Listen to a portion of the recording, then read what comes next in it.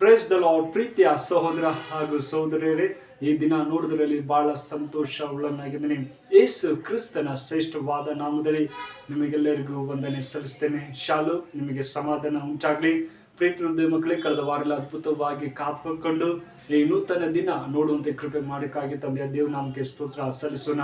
ಪ್ರೀತಿ ಹೃದಯ ಮಕ್ಕಳೇ, ಈ ಮುಂಜಾನೆ ವೇಳೆಯಲ್ಲಿ ದೇವರು ಒಂದು ಒಳ್ಳೆ ವಾಗ್ದಾನ ಕೊಟ್ಟಿದ್ದಾರೆ. ಏನಂದ್ರೆ ಜೀವ ನದಿ ಎಂಬುದಾಗಿ. ಹೌದು ಪ್ರೀತಿ ಮಕ್ಕಳೇ, ಇದಕ್ಕೆ ಆಧಾರವಾಗಿ ಪ್ರಕಟಣೆ ಗ್ರಂಥ 22ನೇ ಅಧ್ಯಾಯ 1ನೇ ವಾಕ್ಯ ನಿಮಗಾಗಿ ಓದ್ತೀನಿ. ದಯಮಾಡಿ ನಿಮ್ಮಲ್ಲಿ ಸತ್ಯವಿದ್ದರೆ ತೆಗೆದು ಧ್ಯಾನಿಸಬೇಕೆಂದು ಕೇಳ್ಕೊಳ್ತೇನೆ. ಅಲ್ಲಿ ಹೀಗೆ ಬರೀತಾರೆ, ಸ್ಫಟಿಕದಂತೆ ಪ್ರಕಾಶಮಾನವಾಗಿದ್ದ ಜೀವ ಜಲದ ನದಿಯನ್ನು ನನಗೆ ತೋರಿಸಿದನು. ಅದು ದೇವರು ಮತ್ತು ಯಜ್ಞದ ಕುರಿ ಆತನ ಸಿಂಹಾಸನದಿಂದ ಹೊರಟು ಪಟ್ಟಣದ ಬೀದಿಯ ಮಧ್ಯದಲ್ಲಿ ಹರಿಯುತ್ತಿತ್ತು. ಆಮೇಲೆ ಹಲ್ಲೆಲೂಯಾ. ಹೌದು ಪ್ರೀತಿಯ ಮಕ್ಕಳೇ, ಇಲ್ಲಿ ಯೋಹಾನ ಪೌಲನು ಅಪೊಸ್ತಲ ಯೋಹಾನನು ಹೇಳ್ತಿದ್ದಾರೆ, ಒಂದು ಅತಿಶಯವಾದ ದೃಶ್ಯವನ್ನು ನೋಡಿದನೆಂಬುದಾಗಿ, ಮತ್ತೆ ಪರಲೋಕದ ಸಿಂಹಾಸನದಿಂದ ಒಂದು ನದಿ ಹೊರಟು ಬರುವುದನ್ನು ನೋಡಿದನೆಂಬುದಾಗಿ ನೋಡ್ತೀವಿ. ಹೌದು ಪ್ರೀತಿಯ ಮಕ್ಕಳೇ, ಯೋಹಾನ ನೋಡ್ತಾರೆ, ಒಂದು ಪರಲೋಕದಿಂದ ಒಂದು ಒಳ್ಳೆ ದೃಶ್ಯವನ್ನು ನೋಡಿದಾರಂತೆ. ಆಮೇಲೆ ಅದು ತನ್ನಡೆಗೆ ಪರಲೋಕದಿಂದ ಆಶೀರ್ವಾದಗಳೆಲ್ಲ ತರುವ ನದಿಯಾಗಿ ಕಂಡನು. ಇಂದಿಗೂ ಆ ನದಿ ನಿಮಗೆ ಒಂದು ಆಶೀರ್ವಾದವಾಗಿದೆ. ಹೌದು ಪ್ರೀತಿಯ ಮಕ್ಕಳೇ, ನಮಗೂ ಒಂದು ಆಶೀರ್ವಾದವಾಗಿದೆ ಎಂಬುದಾಗಿ ಯೋಹಾನ ಹೇಳ್ತಿದ್ದಾರೆ. ಹೌದು ಪ್ರೀತಿಯ ಮಕ್ಕಳೇ, ದೇವರು ನಮ್ಮನ್ನು ಆಶೀರ್ವದಿಸ್ತಾರೆ. ನಮ್ಮನ್ನು ನದಿ ಹಾಗೆ, ಜೀವ ನದಿ ಹಾಗೆ ನಮ್ಮನ್ನು ಅದ್ಭುತವಾಗಿ ನಡೆಸುವಂತಹ ಸರ್ವಶಕ್ತರಾಗಿದ್ದಾರೆ. ಪ್ರೀತಿಯ ಮಕ್ಕಳೇ, ಪ್ರತಿಯೊಂದು ನದಿಗೂ ನೋಡೋದಾದ್ರೆ ಪ್ರೀತಿಯ ಮಕ್ಕಳೇ, ಒಂದು ಉಗ ಸ್ಥಳ ಉಂಟು. ಇವಾಗ ನೋಡಿದ ಸಿಂಧು, ಗಗನ್, ಮಹಾ ನದಿಗಳು ಉಂಟು. ಅದೇ ತರ ದೇವರು ಯಾವಾಗಲೂ ನಮ್ಮ ಸಂಗಡ ಇರುವಂತ ದೇವರು.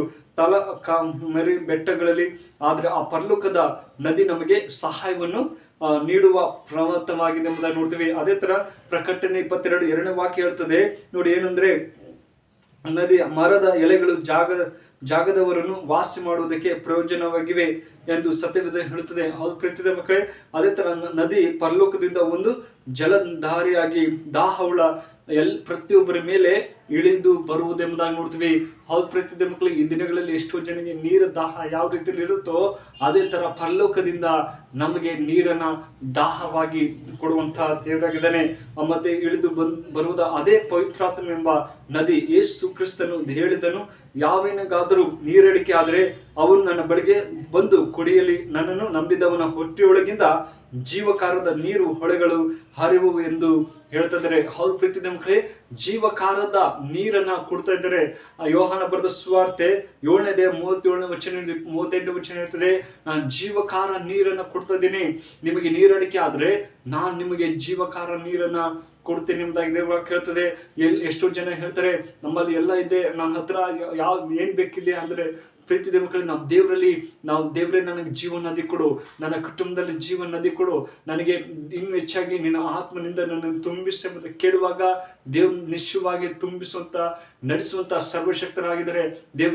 ದೇವರು ನಮ್ಮನ್ನು ಎಂದಿಗೂ ಕೈ ಬಿಡೋದಿಲ್ಲ. ನನ್ನ ಮಗ ನನ್ನ ಮಗಳು ನನ್ನನ್ನು ಕೇಳ್ತಾ ಇದ್ದಾರೆ, ನಾನು ಅವಳಿಗೆ ನೀರಡಿಕೆ ಆಗಿದ್ದಾರೆ, ತಕ್ಷಣ ನೀರು ಕೊಡುವಂತ ಸರ್ವಶಕ್ತರಾಗಿದ್ದಾರೆ. ಪವಿತ್ರ ಆತ್ಮನಿಂದ ಈ ದಿನಗಳಲ್ಲಿ ನಾವು ತುಂಬಿಸ್ಕೊಳ್ತಾ ಇದ್ದೇವಾ ಎಂಬುದನ್ನು ನಾವು ತೀರ್ಮಾನ ಮಾಡ್ಕೊಳ್ಬೇಕು. ಪ್ರೀತಿಯ ಮಕ್ಕಳೇ, ದೇವ್ರು ನಮಗಾಗಿ ಕಾಯ್ತಾ ಇದ್ದಾರೆ. ಆದ್ರೆ ನಾವು ದೇವರಿಗೆ ಸಮಯನ ಕೊಡಬೇಕು. ದೇವ್ರ ಹತ್ತಿರ ದೇವರೇ ನನ್ನ ಜೀವ ನದಿ ಹಾಗೆ ಮಾಡಪ್ಪ ಅಂತ ಕೇಳುವಾಗ ನಿಶ್ಚಯವಾಗಿ ಮಾಡುವಂತ ಸರ್ವಶಕ್ತರಾಗಿದ್ದಾರೆ. ಪ್ರೀತಿಯ ಮಕ್ಕಳೇ, ದಾಹದಿಂದ ಆತನ ಬಳಿಗೆ ಬರಬೇಕು. ನನ್ನ ಕುಟುಂಬ ದೇವರೇ ಎಲ್ಲ ನಿನ್ನ ಕರಗಳಪ್ಪಿಸ್ತೆ, ನಾನು ಕೂಡ ಜೀವ ನದಿ ಹಾಗೆ ಜೀವಿಸಂತೆ ಮಾಡಪ್ಪ ಅಂತ ಕೇಳುವಾಗ ನಿಶ್ಚಯವಾಗಿ ಮಾಡುವಂತ ಸರ್ವಶಕ್ತರಾಗಿದ್ದಾರೆ. ಪ್ರೀತಿಯ ಮಕ್ಕಳೇ, ಈ ವಾಕ್ಯ ನಿಮ್ಮ ಜೀವಿತದಲ್ಲಿ ಆಶ್ವಸಿ ಕಾಪಾಡಿ.